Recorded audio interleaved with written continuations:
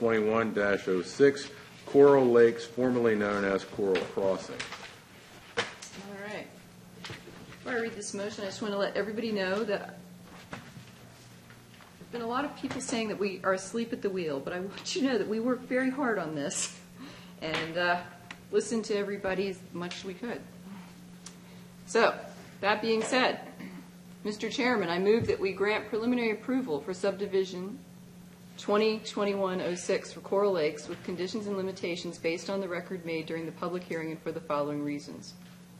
1, the applicant is seeking approval of a clustered subdivision of 315 lots within the AR1 zoning district in the coastal area. This includes 11 bonus density lots that may be approved under section 115-25B3.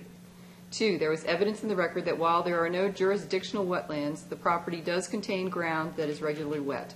This is supported by the soil information in the record provided by DENREC. Also, a cluster subdivision must be designed so that lands worthy of preservation should be identified first, including woodlands, so that the potential development area preserves these areas.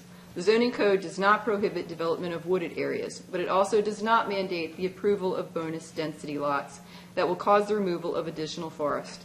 It is illogical to approve bonus density lots that remove forested areas here and receive money to preserve open space somewhere else.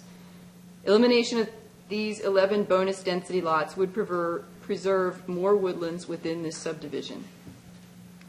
3, the proposed subdivision without any bonus density lots will have no more than 304 lots on 152.34 acres. 4, with the elimination of the bonus density lots and subject to the conditions imposed by this preliminary approval, the project complies with the zoning code. The clustered subdivision will satisfy the permitted density within the AR1 zone. 5, the proposed development will comply with all DelDOT roadway entrance requirements. It will be part of the Henlopen Transportation Improvement District. 6, the proposed subdivision meets the purpose and standards of the subdivision code. 7, Section 99-9C of the subdivision code requires the Commission to consider 17 different items related to the site plan. While the applicant has addressed the requirements of Section 99-9C of the code, there are conditions of this approval that are based upon those 17 items. 8, the subdivision proposes to contain approximately 75 acres of open space, and more than 30% of this will be contiguous open space. 9, the project will be served by central water and sewer. 10, the location is in the coastal area according to the current Sussex County Comprehensive Plan. The proposed subdivision is permissible in this area according to the plan. 11, this subdivision is based on a design that is superior to a standard subdivision. 304 3/4 acre lots designed as a standard subdivision with all the roadways and stormwater management facilities would result in the preservation of little or no open space, woodlands, or other areas. The clustered design preserves a substantial amount of open space and buffering that would not be achieved within a standard subdivision. 12, this subdivision design with the conditions and limitations of this approval complies with the design process outlined in Section 115-25 of the Zoning Code. 13, this preliminary approval is subject to the following. A, there shall be no more than 304 lots within the subdivision. The 11 bonus density lots are denied. B, the area where lots 182 through 186 in the Waverly Lane cul-de-sac are located on the preliminary site plan shall remain undisturbed. This area is adjacent to the jurisdictional wetlands, and this will preserve the existing forest in that location. Lots 1 through 5 and Lot 57 shall be eliminated to provide a greater separation between the subdivision lots and Robinsonville Road.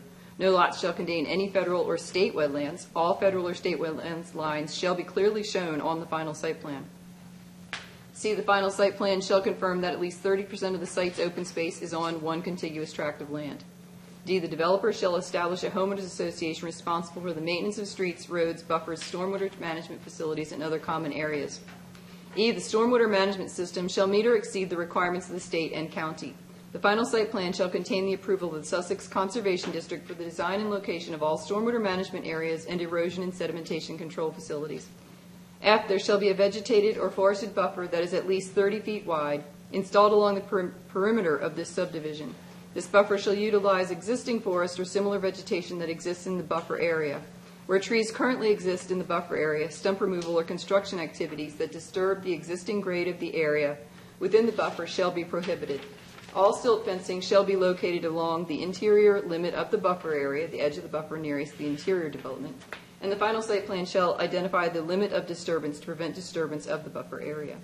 G, there shall be a buffer that is at least 25 feet wide from all non-tidal wetlands.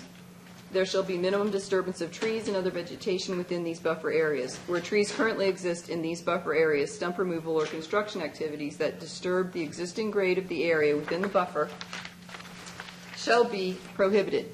Required silt fencing shall be installed upland of these buffer areas using the edge of the buffer nearest the interior development to avoid disturbance.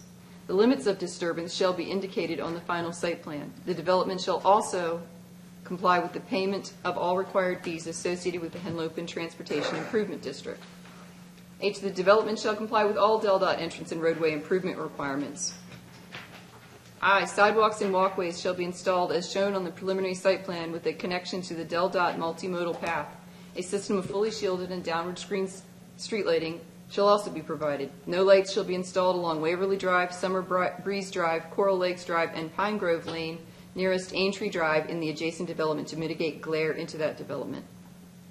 J, amenities including a pool and clubhouse shall be constructed and open to use by residents of this development on or before the issuance of the 200th residential building permit. The final site plan shall contain details as to the size and location of these amenities. K, the subdivision shall be served by a publicly regulated central water system providing drinking water and fire protection. L, street design shall meet or exceed Sussex County standards. M, road naming and addressing shall be subject to the review and approval of the Sussex County Mapping and Addressing Department. N, construction, site work, and deliveries shall only occur on the site between the hours of 7 a.m. through 5 p.m., Monday through Friday, and 7 a.m. through 2 p.m. on Saturdays.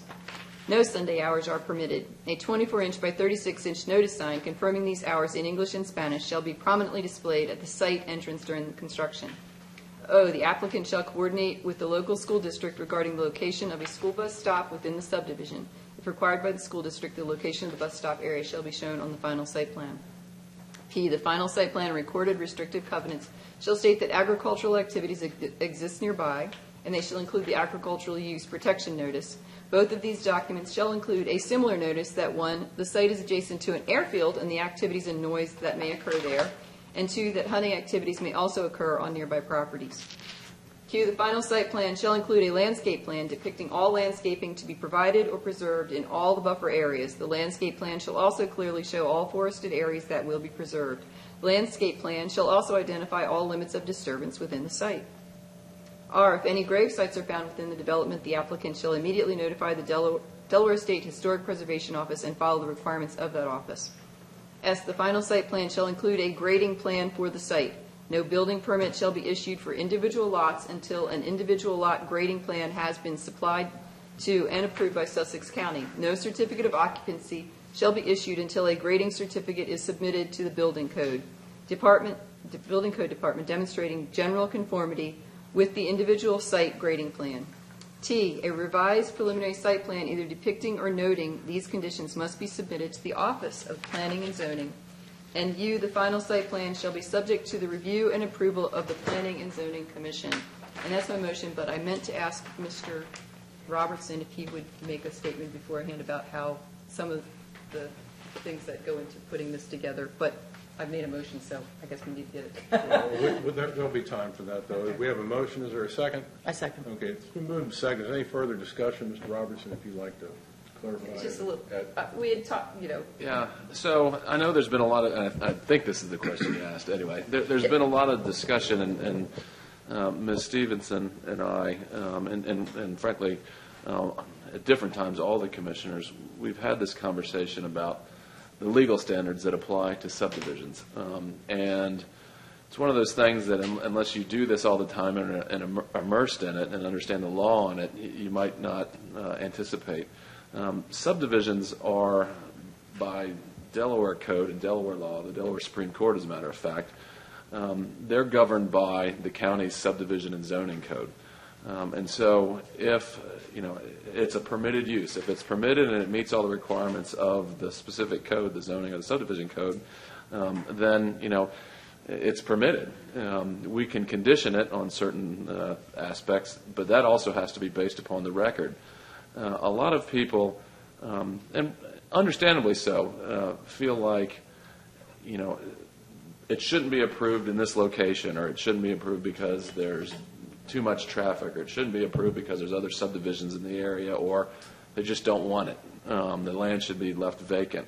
And I think everybody up here can understand that perspective on things, but that's not what the law says. And I've said this along the way over the years I've been doing this. The time to get involved with land use is not necessarily the time of a hearing or a specific application on a subdivision or even a change of zone for that matter. The time to really get involved is at the time when we deal with our comp plan, or when county council, who has the right to adopt ordinances, when they make the laws that the commission has to follow. When the commission gets to the point where it's acting on a subdivision, it's simply following the laws. I realize that puts these 5 commissioners sometime in a bind because they're stuck within the guardrails of what the law says, and then the people out in the audience may not appreciate that and understand it. That's why I wanted to take some time to explain that tonight. Not getting too far in the weeds, subdivisions sort of fall into that category. When you hear the commission take on matters like changes of zone, conditional uses, or RPCs, there's a lot more discretion in that because that's a change from the underlying zoning. If it's a subdivision that's being applied for in an AR1 zoning district, you look at the rules in AR1, and if the subdivision complies with it, subject to conditions, then we move forward. But if you're changing AR1 to, say, MR or GR, some different zoning classification or whatever, then the commission does have a lot more discretion. That's not to say that it's a rubber stamp on these subdivisions. I don't want to give that incorrect impression either, because it's incumbent on the applicant and, frankly, the opposition to make a good record that if there's an appeal in court, would hold up on appeal. They can't make a decision based on opinions. It has to be made based on the record and applying that record to the law. So it really does kind of really set guardrails on a subdivision. And I wanted to take the time, and thanks for asking me to do that, to make that explanation, because I can understand where folks sitting out in the audience wouldn't fully appreciate that. So I would summarize by saying there's been a lot of interest in this one and other ones. Just get involved. Stay involved with the comp plan process. Stay involved with what happens at county council.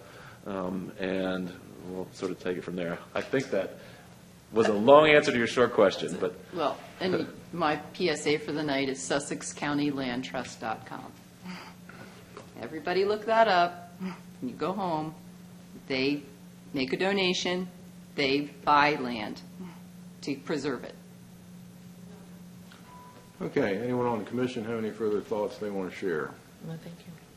Okay, there being none, we'll call for the question. It's been moved and seconded to recommend or to approve subdivision 2021-06 Coral Lakes, formerly known as Coral Crossing. All those in favor say aye. Aye. All those opposed say no. No. Okay, the motion fails 4-1.